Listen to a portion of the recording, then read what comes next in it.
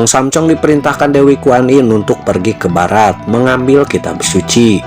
Ketika berangkat, ia berjanji pada Kaisar Tong Taichung di mana ketika rakyat Chang'an hidup tentram, maka hari itulah ia akan kembali. Pada hari itu, di kota Chang'an terjadi peristiwa aneh di mana semua ranting pohon menghadap ke timur. Apakah ini artinya Tong Samcong berhasil mendapatkan kitab suci dan sudah kembali? Adik! Setelah berada di istana, Kaisar Tong menanyakan terkait murid adiknya yang tadi ajak ke Chang'an. Biksu Tong pun mengatakan jika dibicarakan sekarang maka akan sangat lama. Tiba-tiba seorang pengawal datang dan menghadap. Lapor Kaisar! Muncul seekor siluman kera raksasa! Mendengar kera raksasa hampir mendekati Chang'an, Kaisar pun heran karena jenderal terbaiknya pun tewas oleh kera raksasa. Pasti perbuatan kera raksasa itu, Kaisar! Melihat kera raksasa semakin dekat, Kaisar pun memerintahkan 2 panglima perang untuk memimpin pasukan dan segera menangkap kera tersebut.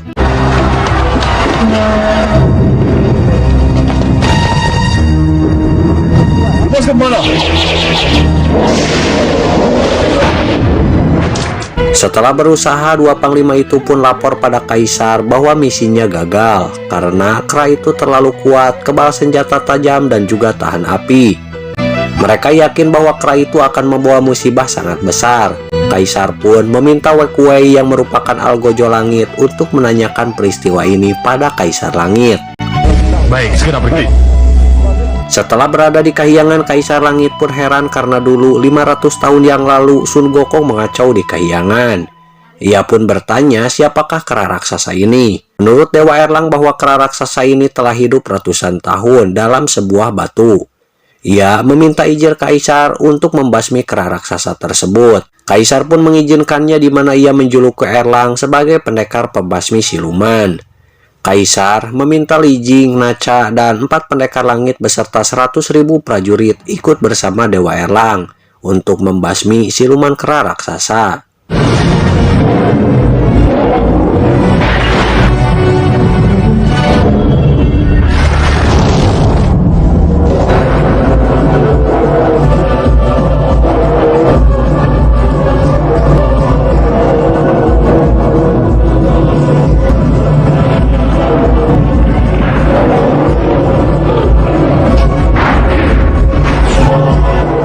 Setelah berhadapan dengan kera raksasa, Dewa Erlang pun langsung memerintahkan para pendekar beserta pasukannya untuk membasmi siluman tersebut. Namun, semua pasukan langit pun dibuat KO oleh semburan api dari kera raksasa.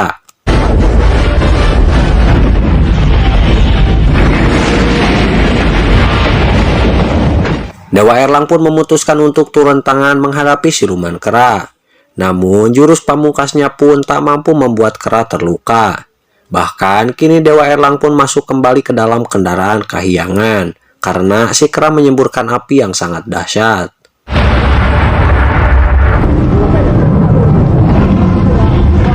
Beralih pada Tong Taichung di mana ia diminta para penasihat agar segera mengungsi karena situasinya semakin gawat. Kaisar pun jelas menolaknya karena ia tak bisa begitu saja lari dari tanggung jawab. Meskipun dilarang, Kaisar pun memutuskan untuk terjun langsung membasmi siluman kera. Kini si kera sudah masuk benteng pertahanan Chang'an. Sang Kaisar pun yang gagah berani, ia pun mencabut pedangnya lalu lari ke hadapan kera raksasa. Tiba-tiba Biksu Tong mendahuluinya di mana ia mengatakan kekecewaannya pada kera tersebut. Lebih baik kau bunuh gurumu ini saja.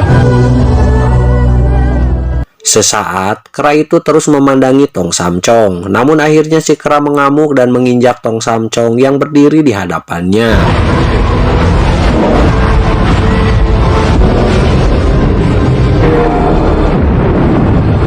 Dengan badan berkeringat, akhirnya Tong Samcong pun terbangun dari tidurnya. Namun kita tahu bahwa mimpinya bukanlah mimpi biasa yang selalu menjadi kenyataan. Ketika membuka mata, Tong Samcong mendengar murid-muridnya sedang ribut. Giliran kau yang menyamar sebagai siluman. Aku ini kakak besarmu, jadi sekali lagi. Ya sudah 6 kali saja, bersiap. Sudah, jangan kau menyamar sekali lagi agar guru melihat. Sekali saja. Gokong dan kedua adiknya sedang bermain bercanda pura-pura jadi siluman. Namun Biksu Tong menganggap mereka sedang bertengkar dan menghentikan aksi mereka. Melihat Tong Samcong berkeringat, Patkai pun mengira bahwa gurunya telah bermimpi kukudaan bersama wanita cantik. Hal ini membuat Biksu Tong salah tingkah lalu mengajak mereka segera melanjutkan perjalanan. Tak terasa mereka sudah 9 tahun menempuh perjalanan penuh rintangan, dan di depan masih banyak rintangan dari kerajaan langit maupun bumi yang menanti mereka. Beberapa rintangan seperti gangguan dari Ang Haiji, dari siluman mimpi, bahkan dari Putri Kipas. Hal ini wajar karena perjalanan harus menghadapi 33 rintangan dan 99 kesulitan. Satu rintangan yang lebih berat dari rintangan lainnya adalah rintangan dari siluman tengkorak putih dengan penyamaran yang menyesatkan sehingga Gokong harus diusir gurunya akibat fitnah siluman tengkorak putih.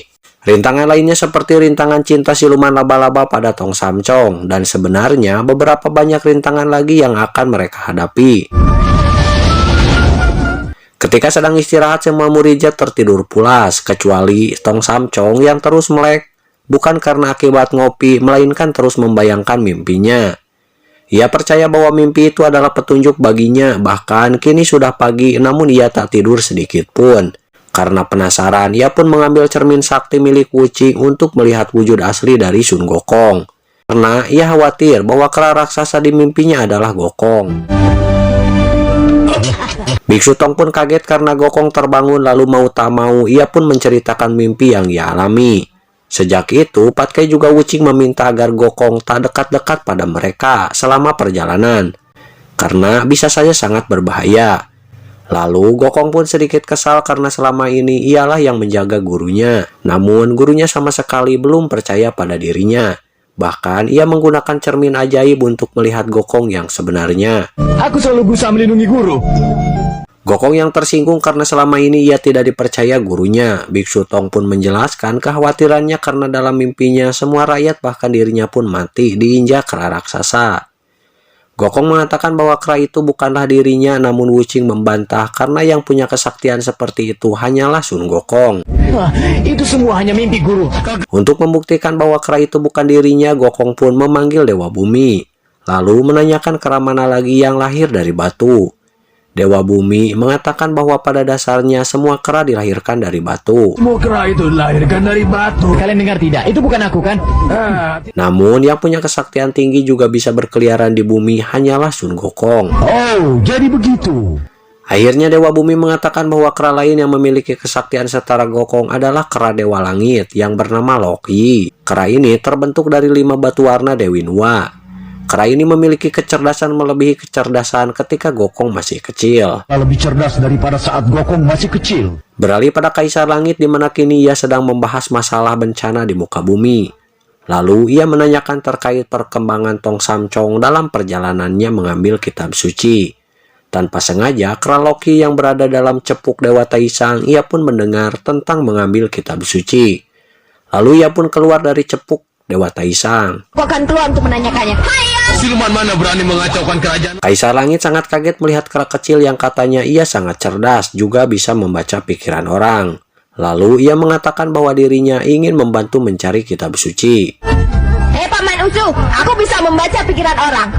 Kaisar Langit pun memegang si kera lalu meminta kera menebak apa yang sedang ia pikirkan. Loki yang tahu bahwa Kaisar Langit akan meremasnya, ia pun langsung menggigit tangan Kaisar sampai Kaisar pun kaget, lalu melemparkannya. Melihat kera kecil kurang ajar, Kaisar Langit memerintahkan untuk menangkap kera Loki. Aku gigit! Semua dewa ramai-ramai mengejar kera yang sangat lincah. Atas perilaku kera Loki yang kasar, Kaisar pun memutuskan untuk menghukum kera Loki dengan menghilangkan ingatannya juga kesaktiannya dan akan menurunkannya ke muka bumi. Dia pantas menerima semua ini. Akan kubuang kau ke bumi. Oh, jangan buang ke bumi! Beralih kembali pada rombongan Biksu Tong yang kini mereka istirahat di sebuah biara, sedangkan Patkai terlihat ngulutruk di luar karena ia disuruh mengambil air oleh Sun Gokong. Patkai pun sengaja akan tidur siang dan mengabaikan perintah dari Gokong. Tiba-tiba, Kera raksasa!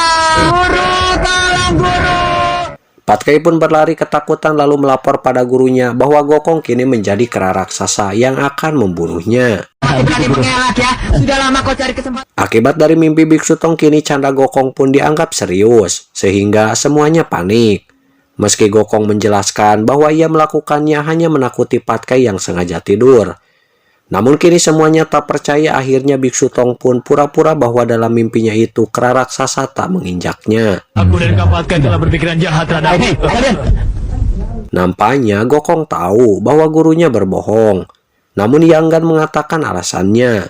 Mulai hari itu Biksu Tong banyak menyendiri, bahkan yang biasanya ia selalu bersama Gokong, kini ia enggan ditemani oleh Gokong. Aku mau menyendiri. Diperlakukan seperti itu, Gokong pun mengatakan bahwa gurunya telah melanggar pantangan keempat, yaitu berbohong terkait mimpinya. Biksu Tong beralasan bahwa ia melakukannya agar mereka akur, karena tanpa bahu-membahu entah sampai kapan mereka baru bisa tiba di barat. Biksu Tong mengatakan bahwa bukan masalah percaya atau tidak pada Gokong, melainkan ia khawatir suatu saat Gokong akan hilang kendali. Kenapa bisa begini? Gokong pun jadi bingung dibuatnya, yang akhirnya ia pun izin pergi ke kahyangan untuk melihat roda waktu, dan Biksu Tong jelas melarang Gokong. Karena melihat roda waktu sama saja dengan membocorkan rahasia Tuhan, dan itu sangat tidak boleh. Bahkan ia mengancam akan membaca mantra jika Gokong ngeyel melakukannya. Biarkan aku pergi, Guru. Aku akan menghukummu dengan membaca mantra 300. Dengarkan aku dulu. Kenapa masih... Kini Gokong berada di kahyangan merayu semua dewa temannya untuk melihat roda waktu. Tentu saja semuanya menolak keinginan Gokong. Namun kita tahu bahwa Gokong yang amat nakal tak akan pernah menyerah. Kini mereka pun takluk dan melihat roda waktu yang bisa melihat masa lalu juga masa mendatang. Secara tak sengaja ia melihat kejadian di mana ia diselamatkan Tong Samcong dari gencatan gunung 5 jari. Ia juga melihat hukuman yang ia terima dari gurunya. Aku tidak mempercayaimu lagi. Sampai akhirnya roda waktu menampilkan kejadian di masa mendatang, di mana Kera Loki menghancurkan kota Chang'an. Semuanya kaget melihat sampai akhirnya datanglah seorang dewa yang mengatakan bahwa akan datang Dewa Erlang yang bisa saja melaporkan kegiatan mereka pada Kaisar Langit. Gokong pun merayu mereka, namun semuanya tak mau ambil resiko dan meminta Gokong untuk segera pergi. Ketika akan pergi, datanglah Dewa Erlang bersama anjing kahyangan yang mengancam Gokong akan melaporkannya pada Kaisar Langit jika ia melihat Gokong berkeliaran di sana. Karena seharusnya Gokong menemani Biksu Tong ke barat dan tak ada waktu untuk ke kahyangan. Kurang ajar. Aku melihat kau lagi. Aku pasti lapor. Menjilat memang kehebatanmu. Ketika rohnya kembali ke bumi, Gokong pun heran karena ia tak melihat tubuhnya. Ternyata tubuhnya dibawa sekelompok kera dan dijadikannya sebagai mainan. Di antara ratusan kera kecil di sana juga ada Kera Loki yang dihukum oleh Kaisar Langit. Hei, kera menghargai kera. Mau berani mencuri tubuh Sun Gokong? Kalian semua pengecut. Mengetahui bahwa kera itu adalah Sun Gokong, Kera Loki pun memohon agar ia diangkat menjadi muridnya dan diajari ilmu sihir. Namun Gokong tak berniat mengangkat murid. Ia pun menyuruh Kera Loki untuk segera pergi. Ketika Gokong beserta rombongan melanjutkan perjalanan, ternyata diam-diam Kera Loki mengikutinya. Ia pun kini mendekati Biksu Tong yang membuat Gokong tak bisa berkutik. Sebenarnya dalam hati Gokong sangat menyukai Kera Loki karena kelucuannya. Dan kini Kera Loki memanggil Gokong kakak seperguruan. Juga memuji-muji Gokong dengan menyebut tak ada tandingannya. Hal ini membuat Gokong gembira dan memamerkan kemampuannya. Beralih kembali ke kahyangan di mana para dewa yang melihat kemunculan kera raksasa, mereka pun penasaran. Apakah benar itu Gokong? Di antara perdebatan akhirnya mereka pun sepakat untuk melihat kembali roda waktu tanpa bicara pada siapapun. Lebih baik kita lihat roda waktu sekali lagi. Kalau kita tidak mengatakan apa-apa, Sengceng bisa ditimpa musibah.